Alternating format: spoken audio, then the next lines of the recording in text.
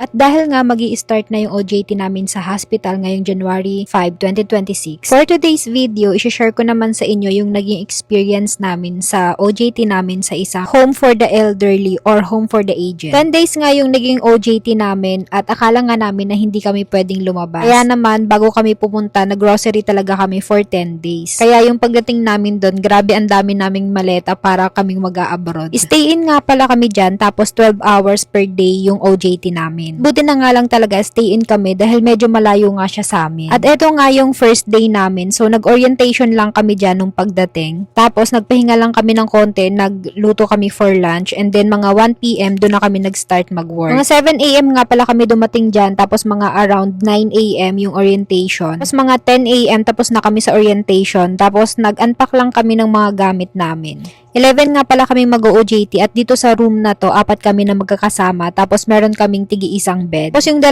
naming kasama, nasa kabilang room lang sila. Yung 5 naman, medyo malayo sila, nasa baba pa nga sila. At eto nga yung habang nag-unpack kami, grabe, pawis na pawis ako dyan. Di pa nga ako tapos mag-unpack, pero sobra-sobra na yung haggard ko. Bali, na-assign nga pala kami sa lahat ng department, like ito sa kitchen. Tapos na-assign din kami sa dining, sa laundry. Meron nga din pala kaming night duty, like 6 PM to 6 AM. Pero ako, hindi ko na experience na mag-night duty dahil nga may work pa ako. Kailangan ko matapos yung OJT ng 10 days. Yung night duty kasi parang meron silang 1 day na pahinga. Kaya kung magna-night duty ako, mag-i-stay pa ako dun hanggang December 10. Nag-leave lang kasi ako sa work ko at 8 days lang yung paalam ko. Buti na nga lang as a freelancer, flexible time ako. So, nag-change day off na lang ako dahil hindi ko nga kaya na mag-work pa ako after ng duty namin. Hindi na nga din ako masyado nakagawa ng content dyan dahil pagod na pagod talaga kami after ng duty. At yung grupo nga namin, sabay-sabay yung duty namin, kaya after nun, magluluto pa kami ng kakainin namin. Medyo nahirapan din talaga akong mag-adjust dun sa time namin dahil 4 AM kailangan namin gumising para maligo. Dahil nga yung pinag-i-stayhan namin, dorm siya, at yung mga stay-in din na caregiver is kasama din namin doon. So, 6 AM din yung start ng work nila, kaya kailangan talaga namin agahan yung pagising para makaligo kami. Tapos kailangan pa namin magluto ng breakfast dahil hindi nga pwede na papasok ka na walang laman yung tiyan mo dahil mabigat talaga yung trabaho. Dahil nga for the past 7 years na work from home tayo at flexible time yung working hours ko. Grabe, sobrang nahirapan talaga ako mag-adjust. At dito naman nga sa area na to, dito kami nag-aantay pag kumakain yung mga patient. After naman nila kumain, susunduin lang namin sila tapos ihahatid na ulit sa kanilang room. Nung first 3 days nga, sobrang nahirapan talaga kaming lahat mag-adjust. Lalo na nung na-assign na nga kami sa mga pasyente. Syempre yung sa training namin, yung pinapaliguan namin doon at binubuhat ay manikin. Dito nga ay totoong pasyente na talaga yung haalagaan namin. Sa loob ng 10 days, dito talaga namin na-practice at na-apply yung skills na napag-aralan namin. Hirap pero fulfilling, lalo na nakakatulong tayo sa mga lolas at lolos. Dito din talaga namin na-experience yung iba't ibang ugali ng mga pasyente. Kaya dapat talaga mahaba yung pasensya mo at nandun yung love mo talaga sa ginagawa mo. Kaya sobrang thankful ako sa freelancing dahil hindi ako nahirapan nung nagtitraining kami, lalo na pagdating sa schedule. Sobrang thankful din ako sa client ko dahil sobrang supportive niya sa ginagawa ko. At syempre, hindi pwedeng hindi kami magvi-video call ng anak ko dahil first time na wala ako sa bahay ng ganong katagal. Everyday nga siya nagtatanong kung kailan ako uuwi. And this is it. Finally, after 10 days, nakuha na namin yung certificate. And now, I am proud to say that I am a full-time freelancer and at the same time, a certified caregiver. That's it for today's video, guys, and see you in my next vlog. Bye!